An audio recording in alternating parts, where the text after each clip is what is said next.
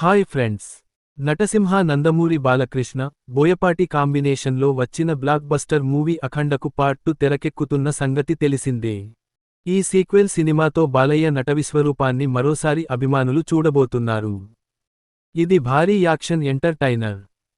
వినోదానికి కొదవేమీ ఉండదని బోయపాటి టీం చెబుతోంది. అయితే రొమాన్స్ పార్ట్ కోసం గ్లామరస్ కథానాయకల్ని ఎంపిక చేసుకున్నా కానీ, ఐటం పాటతో మరింత కిక్కు పెంచాలని కూడా ప్లాన్ చేస్తున్నట్టు తెలిసింది. అంతేకాదు, ఇప్పటికే ఐటం భామను ఫైనల్ చేసేందుకు బోయపాటి సీరియస్గా ప్రయత్నిస్తున్నారు. మలయాళ బ్యూటీ సంయుక్త మీనన్ను ఐటం పాట కోసం ఒప్పించేందుకు ప్రయత్నిస్తున్నట్టు తెలిసింది. సంయుక్త ఇప్పటివరకు మలయాళం, తెలుగులో అగ్ర హీరోల సరసన భారీ చిత్రాల్లో నటించింది. తనదైన అందం, నట ప్రతిభతో మైమరిపించింది. అయితే సంయుక్త రూపం ట్రెడిషనల్ అపియరెన్స్ కి ప్రత్యేకించి ఫాలోయింగ్ ఉంది. ఇప్పుడు తన ఇమేజ్ని బ్రేక్ చేసి సంయుక్త ఐటం పాటలో నర్తిస్తుందా అన్నది ఆసక్తిగా మారింది.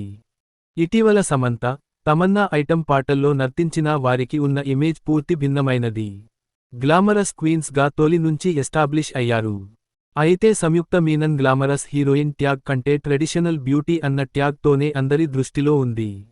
అందుకే ఇప్పుడు బాలయ్య సినిమాలో ప్రత్యేక గీతానికి ఓకే చెబుతుందా అన్నది వేచి చూడాలి.